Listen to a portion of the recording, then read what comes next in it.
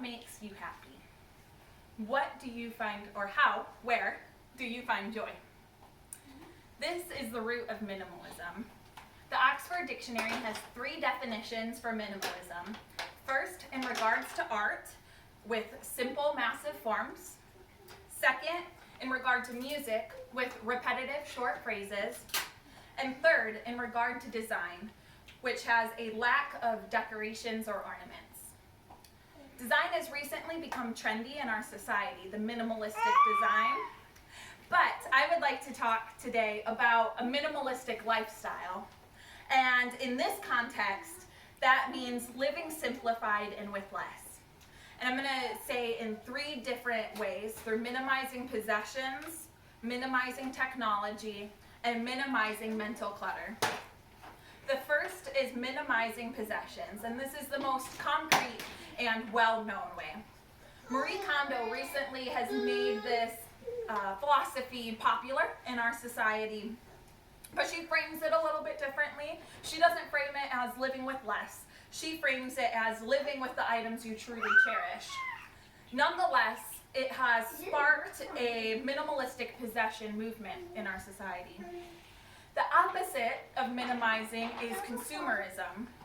Consumerism can be all-consuming for people.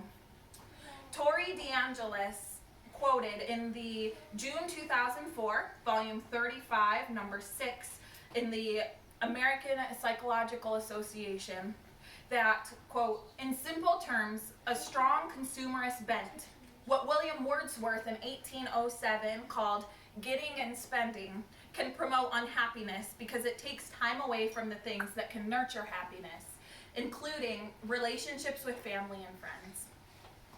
Statistics from the APA, or American Psychological Association, show that we have more now than our grandparents' generation ever had, and yet we are more likely to be less happy and depressed.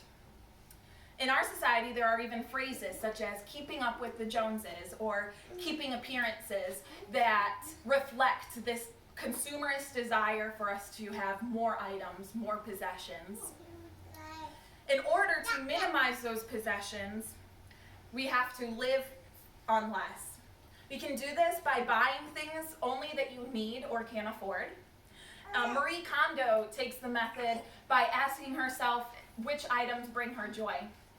I personally use the method of asking myself when I'm buying something if I would like to move it in 3 years or not.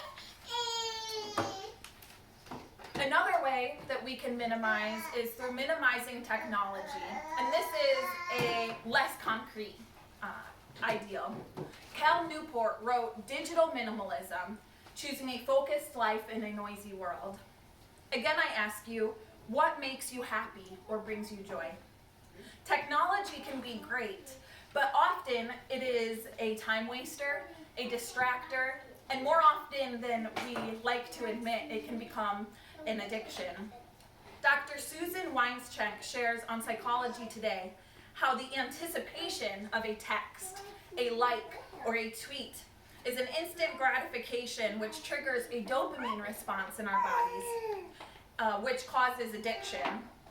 Ironically, the anticipation of that text, that tweet, etc., is more addictive than the actual act of receiving it.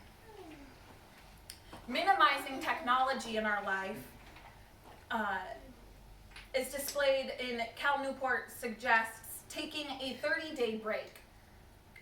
And then once your 30-day break is done, intentionally building in the pieces of technology you would like and limiting the amount of use and the amount of, for instance, applications that you have.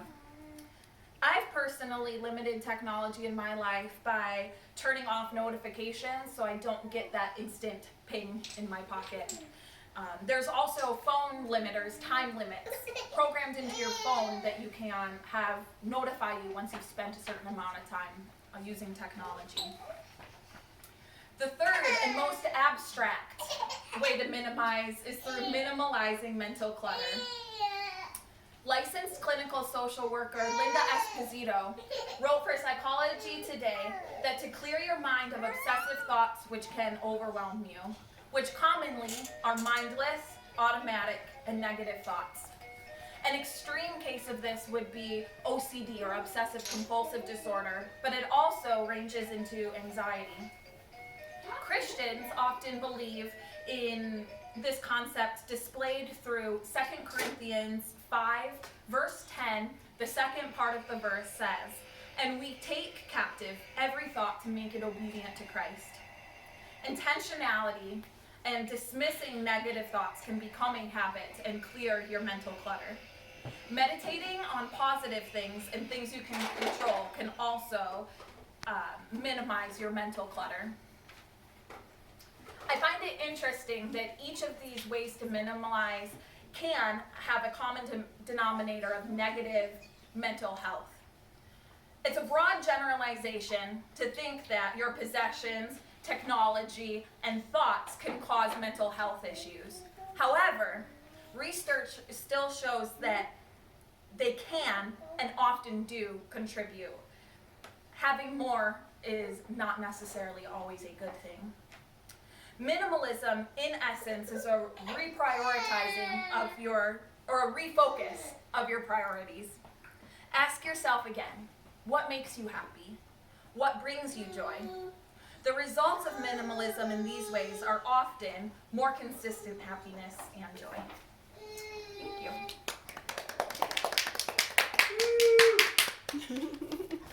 And then my friends are all still here.